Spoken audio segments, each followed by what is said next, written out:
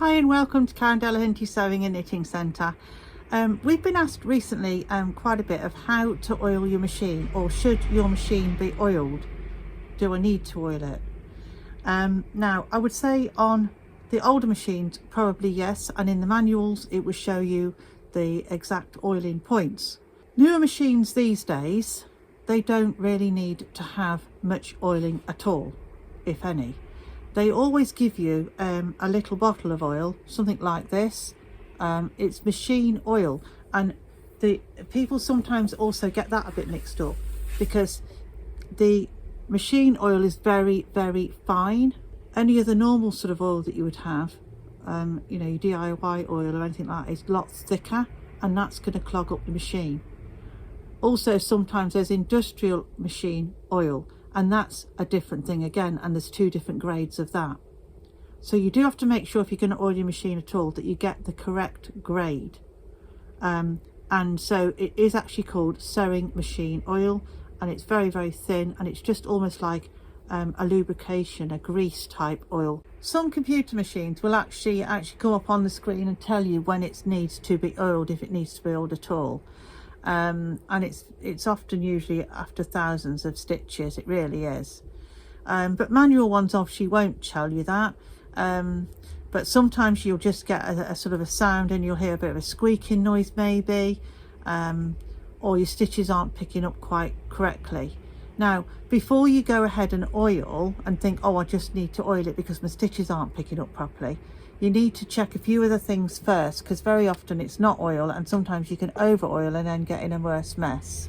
Things I would check first would be that there isn't any thread in the thread guides across the top of the machine. So when you're checking across here and down and round through your tension discs, just check there isn't any thread or anything caught in there that's then going to prevent the mechanisms from moving up and down correctly, and then it's going to cause a bit of a noise or a dryness or a squeak you'll hear.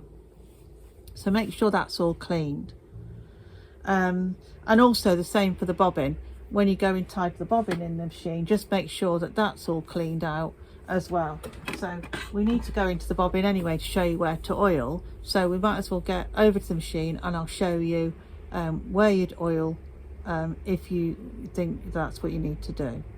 So to oil your machine, we're picking out a manual machine here, the 423S Janome machine that we've got in the shop. But most machines are pretty similar in the way they need to be oiled. Some computer machines will actually give you a guide on screen as well to show you where to do that. And most of them will tell you in the manual if they need oiling much. But on most machines, you don't really need to oil them very much at all.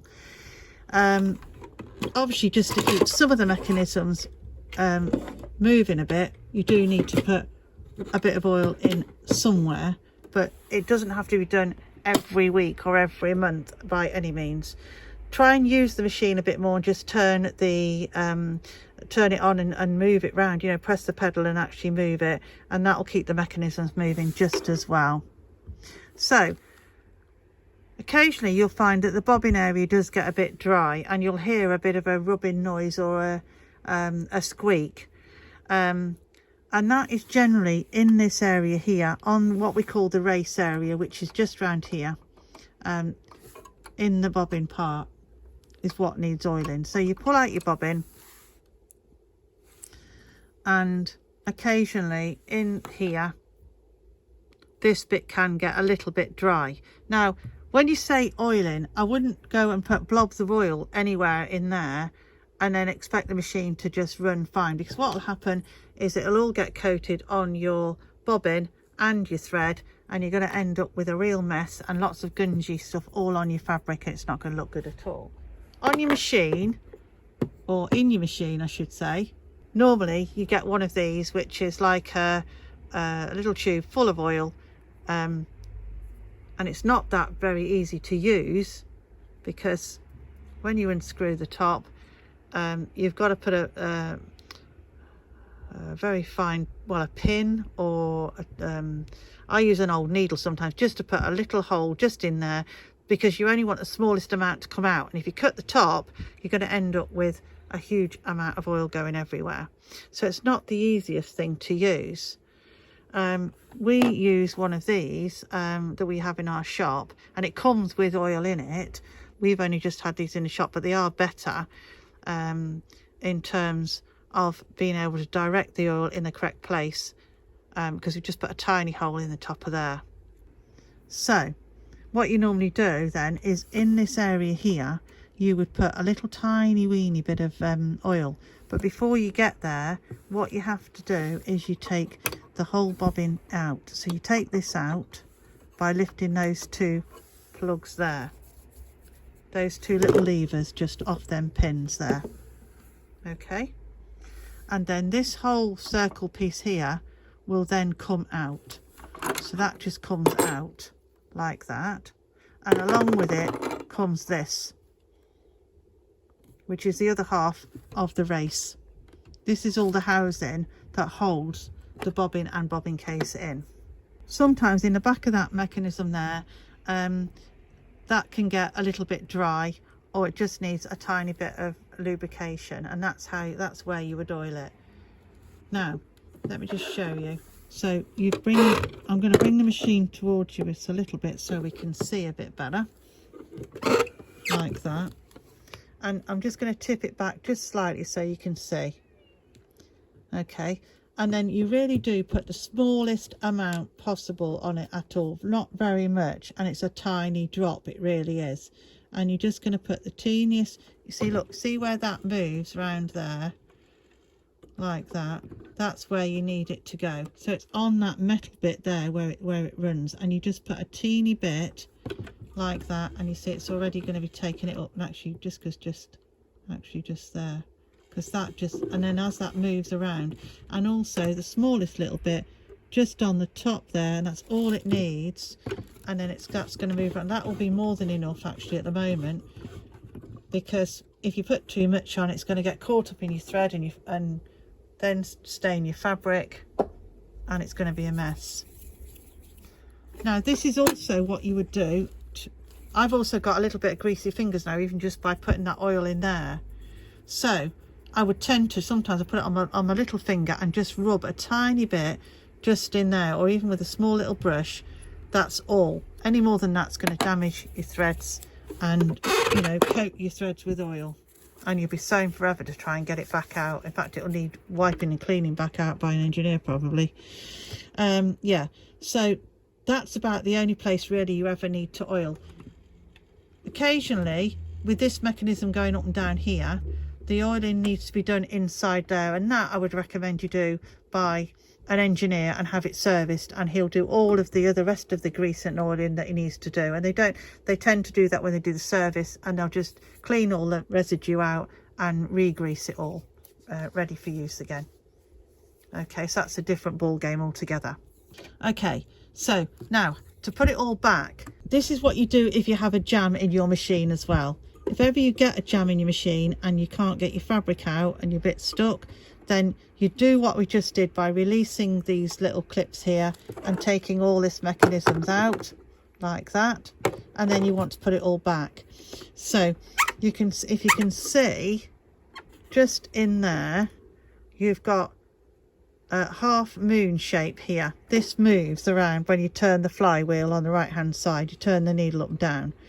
That needs to be on the left hand side there. So this is what you do if you had a jam in your machine. And so you make sure that that is on the left hand side, and it's literally halfway, and it looks like a half moon shape. Then you take this other piece here, which is the other half of the moon, basically, as I call it.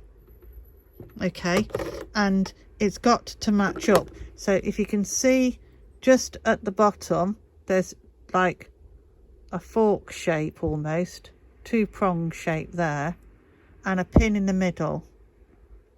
I tend to hold the pin with the prong bit at the bottom and pop it directly onto there like that, so you've made the full circle again. Then you've got this other piece here that's the front of the bobbin case, that makes the bobbin case clip into. You've got two pins horizontally across left and right, and one at the bottom the one at the bottom sips in another little clip right at the bottom of there in the actual race hook, the housing unit. So that little clip there fits into the slot like that, and the rest of it will sit in place. Then you take this lever on the left over and push it onto the clip again. Take the one on the right hand side and bring that in towards the centre and over the other little clip over there again, and then that's it done. And the way to check it is if you turn your wheel around like this and it flows, then you know you've got it in correctly. Okay, so it's all moving correctly, and that with that oil underneath there now that you've just put in, that's going to move around and you know, give it the lubrication it needs as the machine works. The oil's going to get distributed round. And then you just put your bobbin back in place. So you just put this back there, and you put your bobbin back in place, going from the right hand side, goes in the slot, up and under its tensions, and then you pop it back in, put the piggy tail upwards up to the top. You hear the click, so you know it will, yeah, you're in. Okay.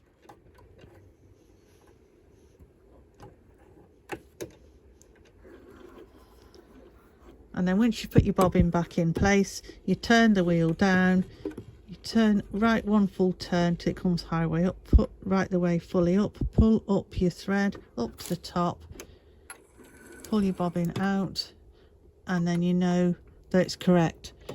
Now if you haven't put it in correct, something would have jammed by then, the needle wouldn't have gone all the way down, it wouldn't have made one full turn, it wouldn't have made that stitch and pulled up the thread, so then you know you're not in correctly. So that's how you oil your machine, and also that's what you would do if you've got a jam in your machine when you're sewing and your threads or your fabric's all caught or your threads knotted up. Then that's how you would get all of that mechanisms out, clean it all out and put it back. Obviously you wouldn't do the oiling, and then you put it all back together and you start to sew. We'll just do a little test out just to make sure it's right. We'll put it on our straight stitch for A, put our settings correctly, so we put it on 0 on the zigzag, 2.5 stitch length for your straight stitch, put it on A for straight stitch, 2.5 length for cotton weight fabrics, and you're stitching fine.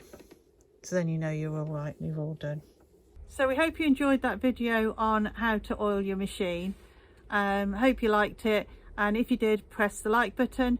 Don't forget to subscribe to see more of us, and we look forward to seeing you on the next one.